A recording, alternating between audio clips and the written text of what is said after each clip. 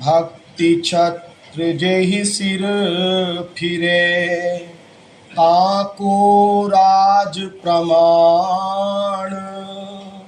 भक्ति छत्र जिहि सिर फिरे, ताको राज प्रमाण। कर्म धर्म किंकर भये, सेवत रहे सुजान। कर्म धर्म किंकर भये, सेवत रहे सुजान। सुरपति पशुपति प्रजापति, वैभव रहे निहारी। सुरपति पशुपति प्रजापति, वैभव रहे निहारी। ऐसो तेज प्रताप तहा, सकत न को संभारी। ऐसो तेज प्रताप तहा, सकत न को संभारी। जिनके सिर पर भक्ति रूपी छत्र तना हो, वही सब धर्मों का राजा है। भक्ति जो है वो सब धर्मों के सिर पर राजा के समान है। कर्म धर्म आदि जितने भी अन्य साधन है वो सब भक्ति के अधीन है। सब रसिकों ने ऐसा वर्णन किया है, संतों ने, भक्तों ने। सेवक वाणी में सेवक जी महाराज ने कहा, जय जय श्री हरिवंश प्रशंसित सब दुनी, सारा सार विवेकित कोविद बहुगुणी। गुप्त रीति आचरण प्रगट सब जग दिए, ज्ञान धर्म व्रत कर्म भक्ति किंकर की। यानी ज्ञान धर्म व्रत कर्म आदि जितने भी साधन हैं वो भक्ति के किंकर हैं। स्कंद पुराण में कहा गया कि श्री कृष्ण भक्ति विहीन पुरुषों की जो भी श्रोत और समार्थ क्रियाएं हैं, श्रोत माने श्रुति, वेदों के अनुसार जो क्रियाएं कर रहा है, और स्मृति माने ये स्मृति ग्रंथ जो स्मरण करके लिखे गए हैं वो ग्रंथ। इन स्मृति और श्रुति के अनुसार अगर वो कर्म कर रहा है लेकिन भक्ति से रहित है, तो उनका फल जो है केवल अपने शरीर को कष्ट देना मात्र है। जैसे व्यभिचारिणी स्त्री का व्यभिचार, अर्थात जैसे पर पुरुषों से व्यभिचार में लगी स्त्री कुछ भी फल, सुख, शांति, यश आदि प्राप्त नहीं कर सकती, तो उसी प्रकार भक्ति विहीन लोग जो हैं वो कितने भी कर्म धर्म करें पर उनका फल जो है नित्य सुख दिव्यानंद उनको प्राप्त नहीं होगा। कहा गया, विष्णुर भक्तिर विहीना नाम श्रोता स्मृताश्च या क्रिया, काया कलेशः फलम तासाम स्ववेरिणी व्यभिचारवत्। फिर श्रीमद् भागवत में युधिष्ठिर जी कह रहे हैं, भागवत के 10वें स्कंद के 72वें अध्याय का 4था श्लोक है ये। कहते हैं, त्वत्पादुके अविरतम परिये चरन्ति, ध्यायन्त भद्रनशने शुचयो गृह्णन्ति। विन्दन्ति ते कमलनाभ भवापवर्ग, माशास्ते यदित आशीष ईश नान्यते।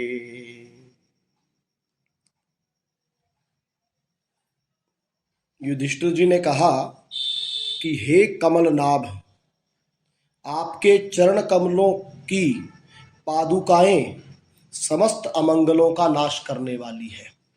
श्री कृष्ण से कह रहे हैं कि हे श्री कृष्ण, आपके जो चरण कमलों की पादुकाएं हैं वो समस्त अमंगलों का नाश करने वाली है।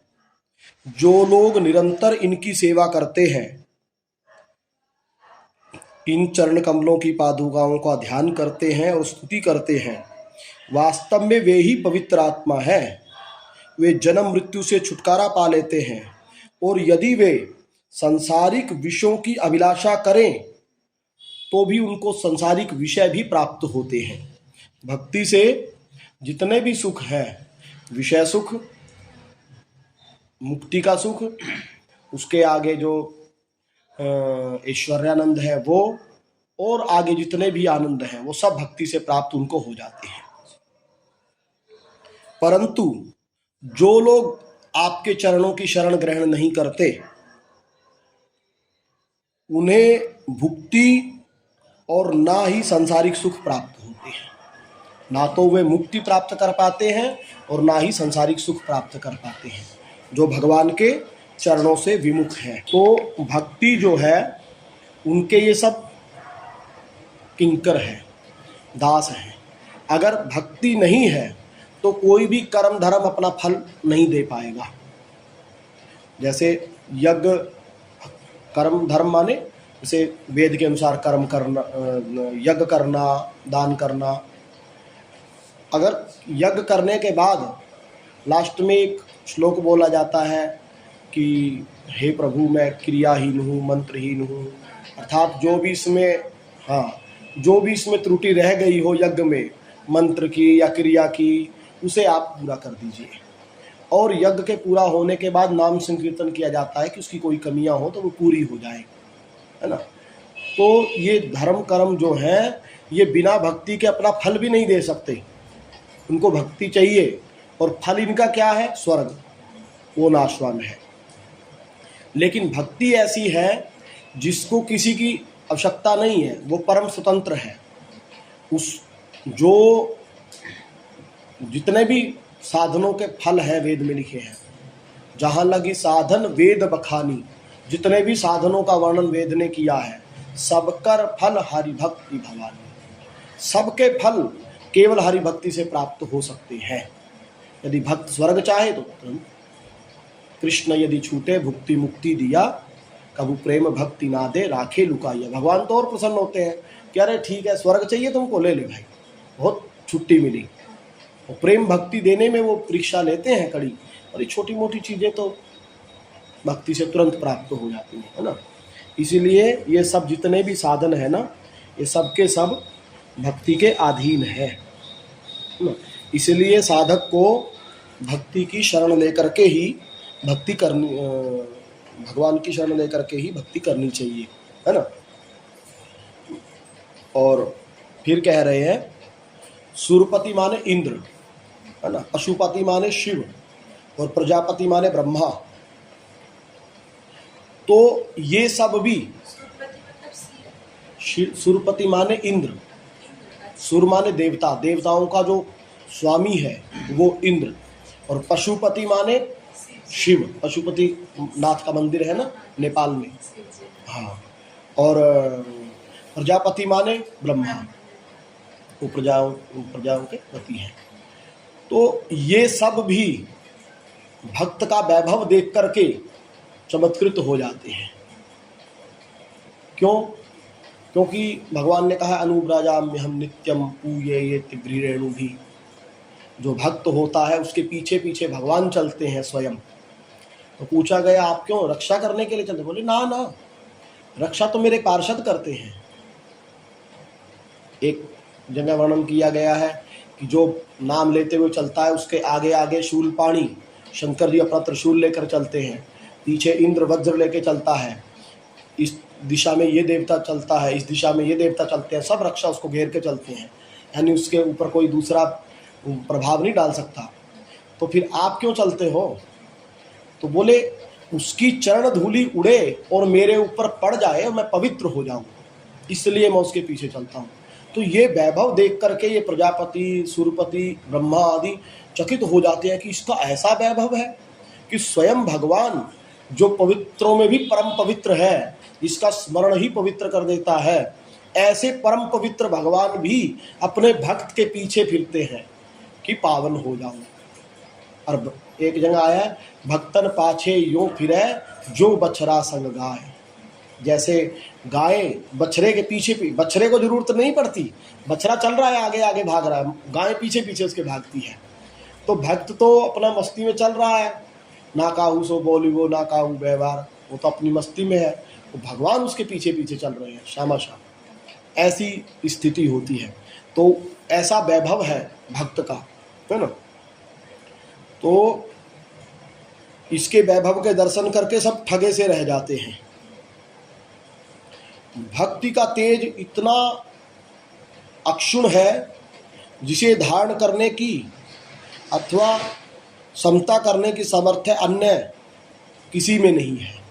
भगवान ने भागवत में एक जगह कहा है उद्धव से कि हे उद्धव, तुम जैसे भक्त मुझको जितने प्रिय है ना, उतनी प्रिय मुझको अपनी श्रीमती प्रिय नहीं है। आत्मा मतलब लक्ष्मी प्रिय नहीं है, अपना भाई बलराम भी प्रिय नहीं है, अपना पुत्र ब्रह्मा भी प्रिय नहीं है, और अपना जो नाती है शिव वो भी प्रिय नहीं है।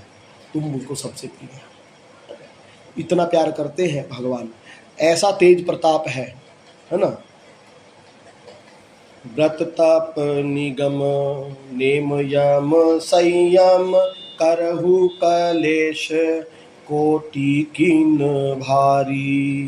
व्रत तप निगम नेम यम संयम करहु कलेश कोटि किन भारी। इनमें पहुँच नाही काहू की परे रहत जो द्वार भिखारी। इनमें पहुँच नाही काहू की परे रहत जो द्वार भिखारी। जोग यज्ञ फल मेड़ करत है, तीरथ सब कर लीने झारी। जोग यज्ञ फल मेड़ करत है, तीरथ सब कर लीने झारी। धर्म मोक्ष को पूछत नाही, इन मग सिद्धि कौन विचारी। धर्म मोक्ष को पूछत नाही, इन मग सिद्ध को विचारी। धर्म मोक्ष को पूछत नाही, इन मग सिद्धि कौन विचारी। धर्म मोक्ष को पूछत नाही, इन मग सिद्धि कौन विचारी। व्रत तप निगम माने वेद, है ना, वेदों का पाठ, है ना। भक्ति रहित जो है होकर के आप कितने भी व्रत करो, जैसे व्रत करते हैं लोग, अब उसमें भजन तो करते नहीं हैं और भूखा रहते हैं। आजकल तो लोग बोलते हैं ना, अरे तुम ये व्रत करते हो, ऐसा व्रत थोड़ी करना है, भूखे रहो, गर्म पानी पियो। वो शरीर स्वस्थ रखने के लिए करते हैं। तो बिना भक्ति के कितना भी व्रत कर लो, कितने भी दिन भूखे रह लो, कितना भी तप कर लो, चाहे चारों तरफ अग्नि जला करके बैठ जाओ, चाहे सर्दियों में बर्फ में खड़े होके कर लो, कांटों पे लेट के कर लो, कितना भी तप कर लो, और चाहे कितना ही वेद पाठ कर लो, निगम माने वेद, वेद पाठ कितना ही गान कर लो, सस्वर गान कर लो, है ना। नियम यम संयम ये योग में आते हैं, नियम यम संयम। अब बड़े बड़े साधन कितने भी कर लो, और भी जितने हैं, ये सब साधन कष्ट साध्य है और इनसे केवल क्लेश ही प्राप्त होगा, इनसे केवल क्लेश ही प्राप्त होगा। इनसे ये नहीं है कि आप भगवान को प्राप्त कर सकते हो। वैसे बहुत कुछ मिल जाएगा, सम्मान मिलेगा लोगों में, या कीर्ति मिल जाएगी, लोग पैसा चढ़ा देंगे, है ना, आपको बड़ा सिद्ध मान लेंगे, भगवान भी मान लेंगे, लेकिन भगवत प्राप्ति नहीं होगी, माया निवृत्ति नहीं होगी, है ना, और शरीर को कष्ट जरूर होगा। इन सब का प्रवेश वहाँ नहीं है जहाँ भक्ति का प्रवेश है। क्योंकि कर्मकांड जितना भी करते हैं उसका फल स्वर्ग है, वो आपको स्वर्ग पहुंचा के लौट ही आएगा। और कितने दिन के लिए? जितना आपका पुण्य है। फिर वो पुण्य खत्म हुआ, फिर आपको गिरना पड़ेगा। तो ये सब कर्मकांड के अंतर्गत ही आते हैं सब चीज़ें, तप व्रत इत्यादि, है ना। तो ये सब कैसे हैं? इनकी पहुंच ही नहीं है वहाँ तक। जैसे भिखारी होते हैं वो याचकों की तरह दरवाजे पे पड़े रहते हैं, ऐसे ही ये सब याचक हैं। जब इनमें भक्ति प्लस होती है ना, तब ये अपना फल प्रदान करने के सक्षम होते हैं। यानी स्वर्ग भी आपको तभी मिलेगा जब वो कर्म कांड जो है भक्ति युक्त होगा, है ना। अगर वो श्रद्धा पूर्वक, विश्वास पूर्वक, भक्ति पूर्वक नहीं होगा तो उसका फल नहीं मिलेगा आपको। आप करते रहो व्रत कितना भी, क्योंकि एक ऐसे सांप होते हैं जो वायु पी के जीवित रहते हैं, ऐसे ऐसे प्राणी। एक ऐसे होते हैं जो पपीहा जैसे पानी पी के जीवित रहता है, कुछ खाते ही नहीं है उन्हें, है ना। और ऐसे ऐसे जानवर है। अब कह रहे हम नागा साधु हैं जी, तो ये शेर चीते सब नागा ही है। कौन कपड़ा पहनता है? तो क्या इनको भगवान मिलेंगे? क्या स्वर्ग मिलेगा? ना। वो तो नागा आप हो, अगर आप थोड़ा श्रद्धा युक्त कर रहे हो, वेद के अनुसार तप कर रहे हो, तो आपको स्वर्ग मिल जाएगा, यश मिल जाएगा। लोग प्रशंसा करेंगे कि अरे देखो इतनी सर्दी में कपड़ा नहीं पहना। तो भगवान थोड़ी मिलेंगे। कोई कह रहे हम दूधाहारी हैं, हम फलाहारी हैं। दूधाहारी हो तो दूध की तो कामना करोगे। दूध गाय खोजते फिरते हो, किसके घर में गाय है उसके यहाँ दूध मांगेंगे। फलाहारी हो तो फल की कामना करोगे। तो ये सब क्या है? कलेश ही तो है।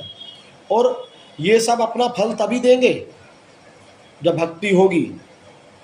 और भक्ति नहीं है तो आप रोज गंगा स्नान करो तो कोई फल नहीं मिलेगा आपको। मछली गंगा में पैदा होती है, गंगा में मर जाती है, और उसको कोई फल नहीं है।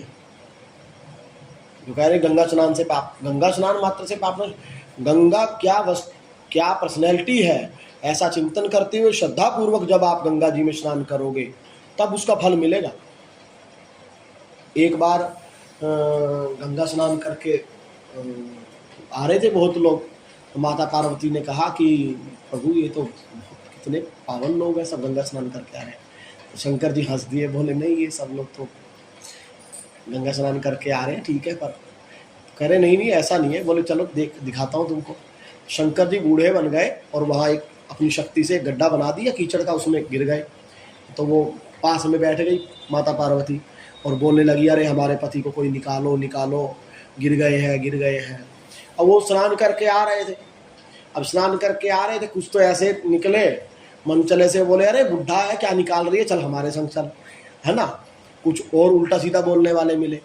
फिर कुछ आए जो अच्छे भी थे, उन्होंने कहा हम निकाल देते हैं। लेकिन वो बोली रुक जाओ एक मिनट, लेकिन हाथ वही लगाना जो परम पवित्र हो, जो पवित्र नहीं होगा वो भस्म हो जाएगा। हमारे पति बड़े पवित्र हैं।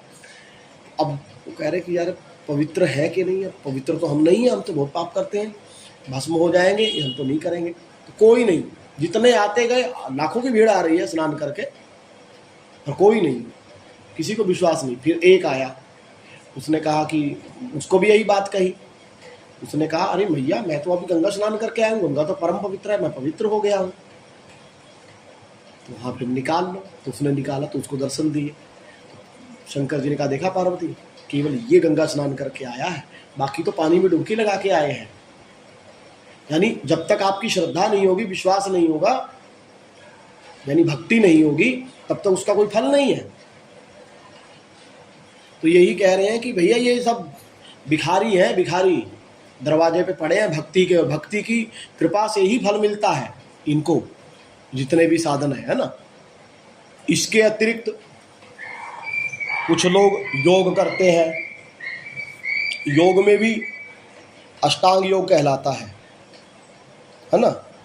अष्टांग योग जो है उसमें कड़े कड़े नियम है ना।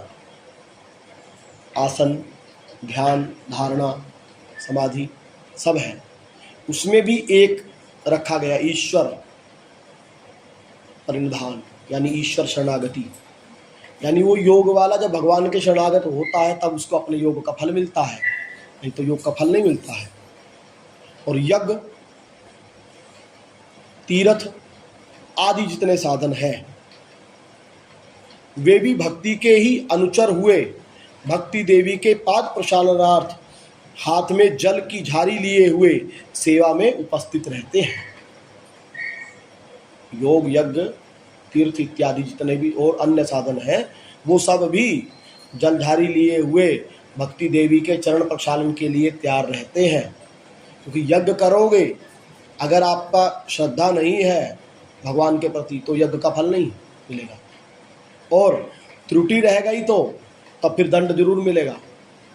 जैसे एक ने यज्ञ किया था श्री कृष्ण को मारने के लिए, कृत्य उत्पन्न की काशी नरेश ने, उसमें कमी रह गई तो उसी को भस्म कर दिया।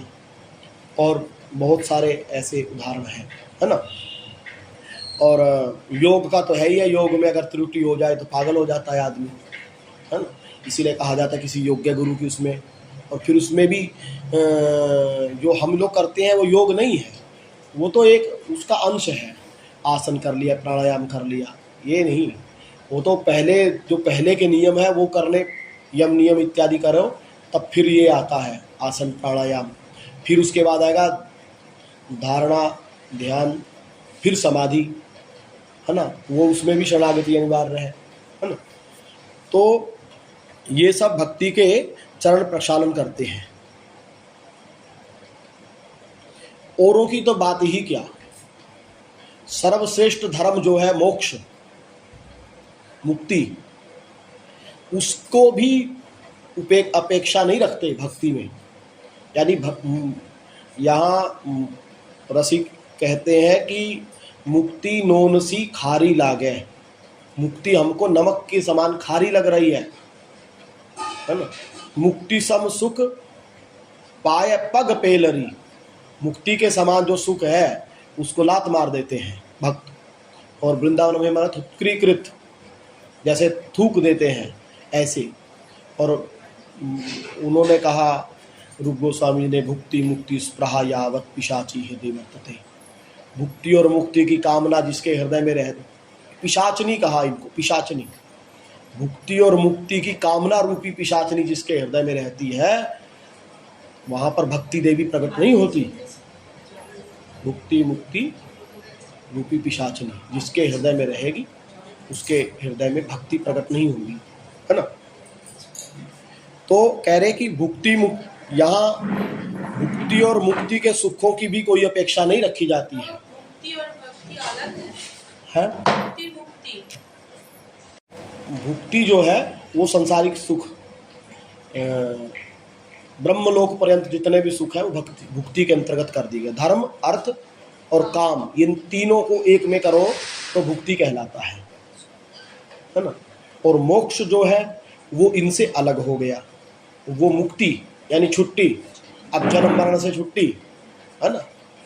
और मुक्ति में फिर 4 मुक्तियां तो सगुण साकार की होती हैं, और एक मुक्ति ज्ञानियों की होती है, कैवल्य मुक्ति, मिल जाना।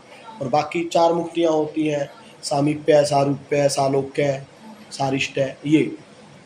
पर भक्त जो होता है, दीयमानम न गणंती बिना मत सेवनम जना, भागवत में कपिल मुनि ने अपनी मां को कहा कि ये जो मुक्तियां है ना, ये देने पर भी मेरा भक्त नहीं लेता है, वो मेरी सेवा लेता है। जो स्वामी सो चह ही कहू कछु, सो नहीं दास कहाय, और सो स्वामी न कहाय जो दास ही आस लगाए। जो स्वामी से कुछ चाहे वो दास नहीं है, वो तो बनिया है। जब प्रहलाद जी को कहा भगवान ने कि वरदान मांग लो कोई, तो उसने कहा महाराज मैं दास हूँ, कोई बनिया थोड़ी हूँ, व्यापारी थोड़ी हूँ, बणिक थोड़ी हूँ। बनिया माने व्यापारी, हाँ वो बणिक। तो जो दास अपने स्वामी से कुछ भी मांगता है वो दास नहीं है, दास को मांगने का नहीं। और जो स्वामी अपने दास से आशा लगाता है तो वो स्वामी कहाँ, वो तो दास ही कहा। भाई अगर हम किसी से कोई आशा लगाए हैं तो फिर हम स्वामी कहाँ रहे, दास रहे। तो जब तक आप निष्काम हो तब तक आप स्वामी हो, और आप कामना हुई तो आप दास बन गए। तो भक्ति मार्ग में ये किसी प्रकार की कोई कामना नहीं होती है ना। तो धर्म और मोक्ष को भी कोई पूछता नहीं है यहाँ, फिर सिद्धियों को कौन पूछेगा, है ना। सिद्धियों में तो तामसी सिद्धि, राजस सिद्धि और सात्विक सिद्धि, कई प्रकार की सिद्धि होती है। सात्विक की सिद्धि सबसे बड़ी होती है। उसको अगर कोई ऐसा सात्विक सिद्धि वाला आपको मिल जाएगा तो आप उसको भगवान से कम नहीं मानोगे, इतना हल्का हो जाएगा, फूंक मारोगे तो उड़ जाए, इतना भारी हो जाए तो कि वो जो क्रेन आती है वो भी हिला ना पाए, है ना।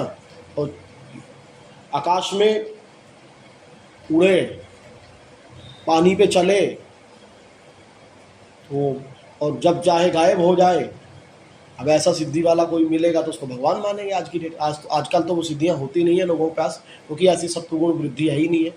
लेकिन कह रहे जब यहाँ सबसे बड़ी सिद्धि है मोक्ष, जब उसी को लात मार दी गई तो फिर बाकियों की तो कोई गिनती नहीं है ना।